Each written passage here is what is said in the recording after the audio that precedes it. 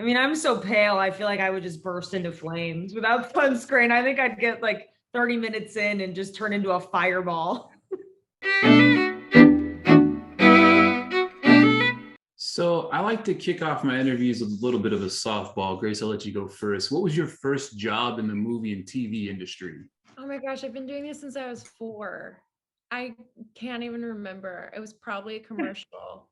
Um, I mean, my goodness. I know I do distinctly remember working on The Mystery of Natalie Wood and playing young Natalie Wood when I was 6 with Peter Bogdanovich and getting to be on set and be in a period piece and really, really fall in love with acting.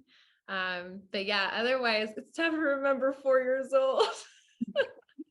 I don't remember anything from 4 years old either, so don't worry. Gina, to you, what about you? What was your first? My first job in film and television was I had like 2 lines playing young Jamie King. I was probably 15 or 16 on a CW show called Heart of Dixie. That was my first. I probably had literally 2 lines. I That's love it. awesome. Yeah, I love the answer to that question, asking that question, because it's just like there's a wide range of answers that kind of come with That's that. fun, yeah. So I have something that's planned, and I need a partner in crime. The B67 TV tower. I haven't climbed since. Becky, if you don't confront your fears, you are always going to be afraid. all right, Grace, first to you.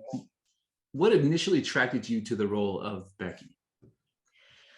I mean, when I read the script and I didn't even consider that I would have a stunt double, I was really imagining myself doing the stunts already off the gate. And I was really intrigued by the physicality of it. I have a ballet background and just was really disciplined and hardcore trained in ballet. So anything that's like a physical challenge with the role gets me excited because I know I'm going to have to push past my boundaries and overcome my mind.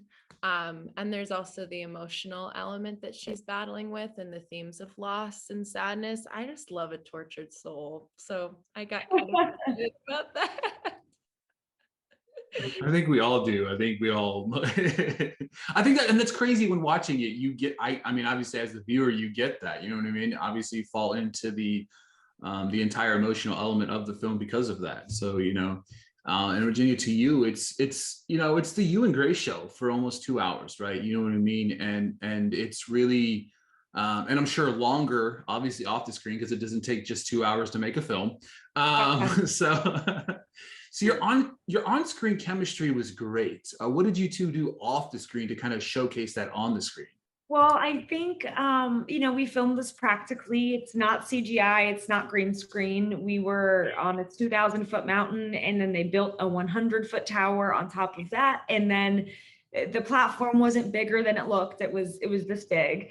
And so, we were up there 100 feet together all day long, every day for weeks and weeks and weeks. And so that chemistry just thankfully came naturally because there's no one else that I could imagine being up there with. And we drive to and from set together. And before we started filming, you came over to my apartment and we had some wine and got to know each other. So we tried to like build that camaraderie. We needed to have it. Yeah, and when we were auditioning, we actually had chemistry reads, and I was given some names of who I'd be reading with for Hunter. And I saw Ginny's name and I got really excited because I love her work and I really respect her as an actress. So I slid into her DMs. Yeah. Like, do you want to FaceTime and chat before we meet with the director and kind of have a game plan? And we actually rehearsed for 2 days before over FaceTime because it was COVID, but before we did our chemistry.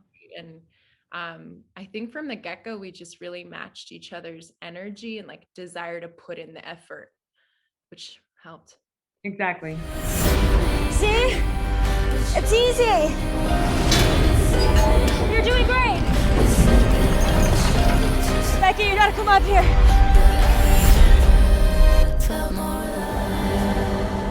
Hey, trust me. Either of you have any like hesitations after finding out that you're going to be suspended over 100 feet in the air? Like, what was that kind of like for either of you? We knew. I mean, I was just so excited to do something practically and not do it CGI. And it certainly made the acting so much easier when we were actually interacting with these elements. Yeah. Yeah. And getting wind blown and just exhausted. I mean, we were sweating together, crying together after the cameras were rolling. Just kidding. Yeah. It's a lot. But no, I think the first time we climbed up the tower with Scott, he took us up on a separate day, and we were able to really like feel the harnesses, because we were in stunt harnesses with wires, and he got to kind of see if we actually weren't afraid of heights, and if we actually could make it to the top. I mean, we got up there and saw the view, and I was tearing up because it was just stunning. And I think we both knew we were in no matter what. We were just going to do it. I think that brings a different layer to the film for me, because obviously watching it before knowing anything about it, you don't know how it's shot. And in the day and age of CGI and all these other effects, and understanding, like, even you could have probably maybe shot that with you guys 10 feet off the ground and made it look, but understanding that you both are suspended 100 feet, which is very high in the air, and knowing that makes the element of the film more authentic and realistic, and especially for people watching at home or watching in theaters, they'll see it and understand that now too. Oh yeah. Kind of a funny thing that I haven't even brought up yet in our interviews is we were up there for so long and shooting for such a long time that, weirdly enough, I started to get used to being so high up, and we kind of had to like clue in. I mean, I had to check in with myself and remind myself, you're really high up. This is really dangerous. Don't get too comfortable here. And there were some times where I was like, your character's very scared. Don't forget, you're very scared. Don't get too. I do remember, at one point, Scott, our director, was like, hey, we got a note from the editor, just like something to keep in mind. There are times where it feels like you guys feel a little bit too comfortable at the top of this tower. Like, remember, there's no harnesses in real life that you could fall off.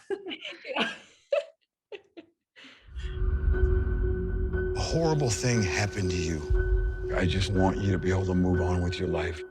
That's incredible. Grace, to you, what's it like having Jeffrey Dean Morgan play your father? So cool. I was so excited that he was going to be my dad, because he's really awesome. I mean, come on. Every time I talk to people and they realize he's in Fall, they light up. I mean, they're like, oh, he's in this? I'm like, yep, he is. Yeah, I am too. But yeah.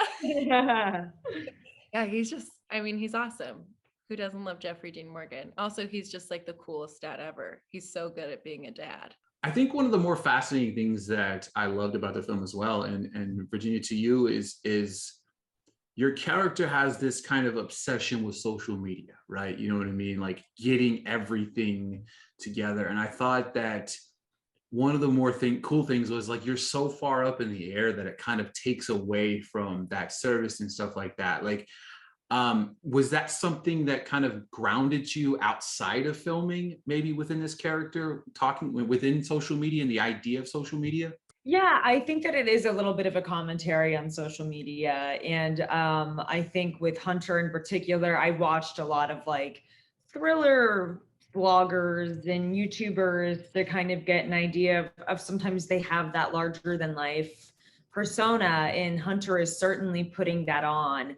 And I think it takes her being that high up with nowhere to hide behind anymore and no followers to come help, and to realize all she has is her friend, and that's it. They only have each other in this moment. Like screw social media, screw followers, screw all of it. It's just the two of them trying to survive. And so she has to drop her persona and just kind of be herself for the first time in a long time.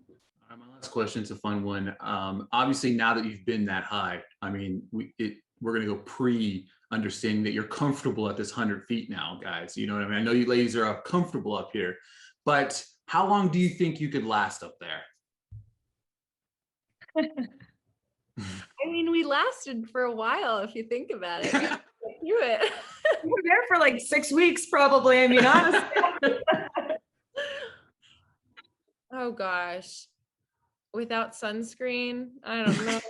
Oh, true. Without sunscreen, I would have been out of there so fast. I'm so pale. I mean, I think when you have to, you endure and you make it. But gosh, the headache, no water, the heat was insane.